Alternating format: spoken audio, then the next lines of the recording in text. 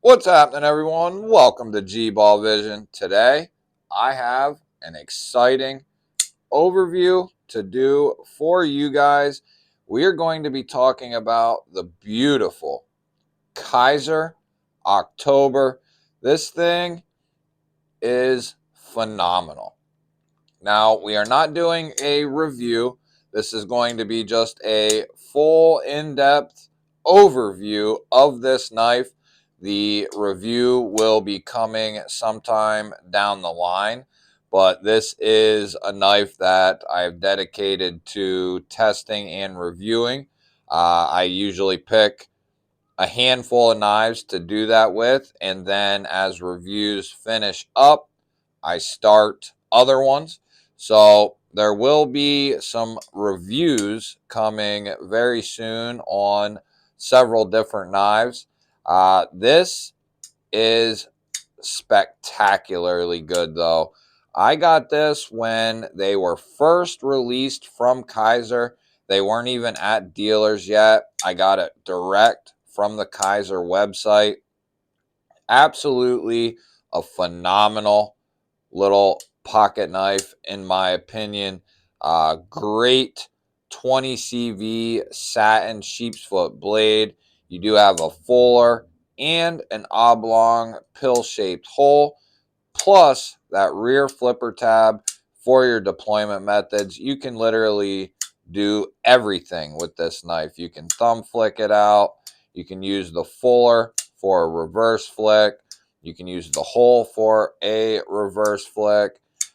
Flipper tab works phenomenal. This is a frame lock, and it has some of the absolute best milling in the scales that I have seen on a knife, especially a production knife. Very well finished, very well done.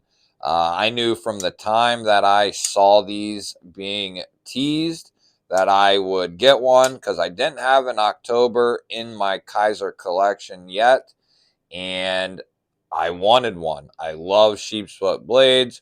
I love 20 CV, titanium, and when it looks this damn good, it's hard to pass up. Great ergos, great action, great pass through to that lock bar. It has a beautiful chamfer on it. Ultra comfortable to manipulate there. Oh, just drop shut, and then it has a nice hydraulic close. It'll drop to your nail every time, and then it has that awesome little hydraulic close. This one's actually, I still feel like it's being broken in because it continues to just get smoother and smoother. So we'll start off with some specs of this guy. First up, the blade. You're going to be getting about 2.5 inches of cutting edge, 3 inches overall to the scale there, and you're coming down right around 7 inches overall. So it's more of a medium size knife. Now, the weight, it does have a decent weight to it, but it's not real heavy.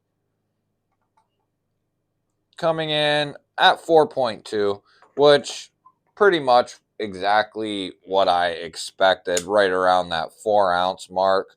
Like I said, machine satin, 20 CV blade. You have that beautiful fuller and hole. You do have brass pivot collars, titanium handles.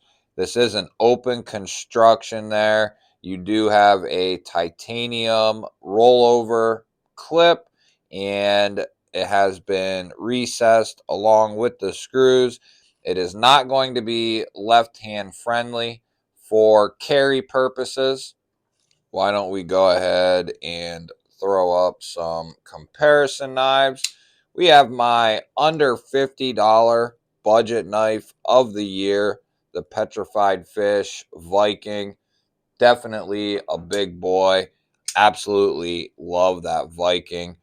We have the Kizer Torngat Brothers, and the October is not a big knife. considerably, especially compared to it's a medium-sized knife, but it's not going to keep up with some of these 7 to 8 inch, like 7.5 to 8 inch. It's just not going to be there. There's the S-Tau from Kunwu. You have the Ruckus from Kubi. They both are going to be quite a bit bigger. One that might be relatively close is the CJRB Warney Pyrite. That is definitely a fair comparison right there. How about the CJRB Echo? Should be another fair comparison. Pretty close, at least. Yeah, the Echo is a little bit bigger. Not by a whole lot, though. A little bit more blade, a little bit more handle. How about we go ahead and do the Pony Stout, which is actually going to be fairly close in comparison. And how about we do the Cold Steel Tough Light, just because I have it sitting here. And the October is going to be a little bit bigger. The Pony Stout is actually fairly close. The October has it beat by a little bit of handle and just a smidge of blade length. So hopefully that gives you an idea on its size. If you don't have one of these, I highly recommend even the budget version of this knife, but especially this version. So you have a blade stock of like 109, and behind the edge, try to get a good reading here.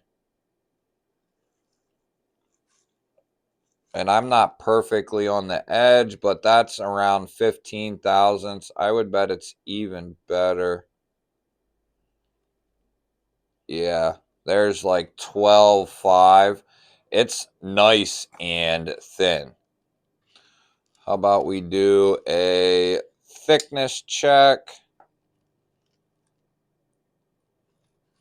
Coming in at 0.47, right on the average, between 0.45 and 0.5 is about average, and I don't mind them a little thicker than that. I don't mind them a little thinner, but right in that area is kind of the sweet spot for your handle or profile thickness. So we went over a lot of this stuff already, but you have a lot of opening methods with that fuller, the hole, the rear flipper. They all work very, very good, very smooth. Uh, I'm a big fan of this knife, especially at the cost that it is. 20 CV, titanium, brass accent, titanium pocket clip that is deep carry, good hardware. Speaking of the hardware, why don't we go ahead and do a hardware check? T8 on the pivot, T8 on the body screws, and it looks like T6 for your lock bar and pocket clip screws. Very simple construction, especially on the front. You just have that one body screw, nice and clean looking, very good looking. So, and on the clip side, it's pretty minimal as well. You have one body screw and pivot screw, two pocket clip screws. Nice, simple construction, something I can get along with. The action, like I said, is phenomenal on this guy. It'll drop to your nail every time, and then you give it a little shake shut, and she will close. It has a pretty stout detent, and if you get on the lock bar, you definitely will lock yourself out. I mainly, well, I do thumb flick this quite a bit. I just keep my fingers here, and typically I don't even put my pointer finger on it. You can, though, depending. Sometimes I'll keep it up there around the pivot. You can use that fuller.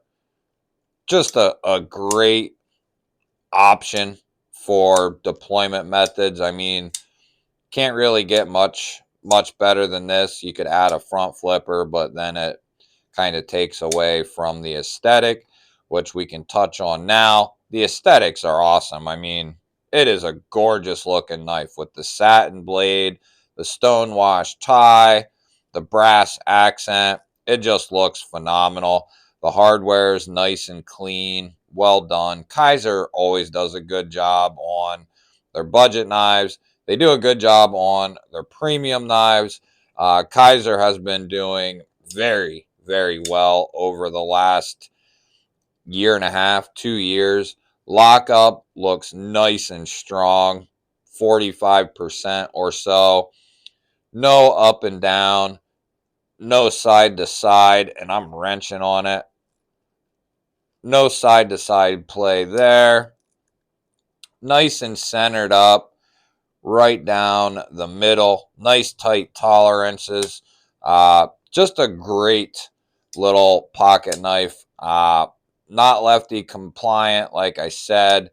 Absolutely no detent lash, no pivot lash, no lock stick, no lock rock. Very happy with this. Just like most Kizers, they do a phenomenal job. So let's do an edge check on this guy. And I can tell you it's already, and this is with quite a bit of use. That's just me. It comes down really thin. Kizer always puts a good edge on their stuff. And because of that sheep's foot blade, you do have a little point there to kind of do some piercing stuff. I do feel a little snag in there. Not really, though. Maybe a slight snag. Yeah, it's still nice and sharp. So overall, guys, this is definitely a great knife with great materials. The ergos are awesome. Even back here, phenomenal. I mainly use it just like this. Put my thumb right there in the spoon. You can get right up behind the edge. You can control the tip very, very easily. I also find this grip very comfortable with that fine jimping there. Absolutely love this thing. They incorporate awesome access to that lock bar. Great chamfer. Everything that you want to see. The only thing I wouldn't mind having on this knife is a titanium backspacer. Yeah, it would have added a little bit more weight, but then you're talking a lot more comfortability. I mean, you have some wider scales and they're chamfered real nice. So it is comfortable, but that backspacer would just give you added comfort. That'll do it for this one, guys. If you're still here, love you. Thank you. If you're still here and you're not subscribed, hit that subscribe button down below the video. I would love to have you here. Give the video a thumbs up and leave me a comment down below. Otherwise, guys, I will see you on the next one.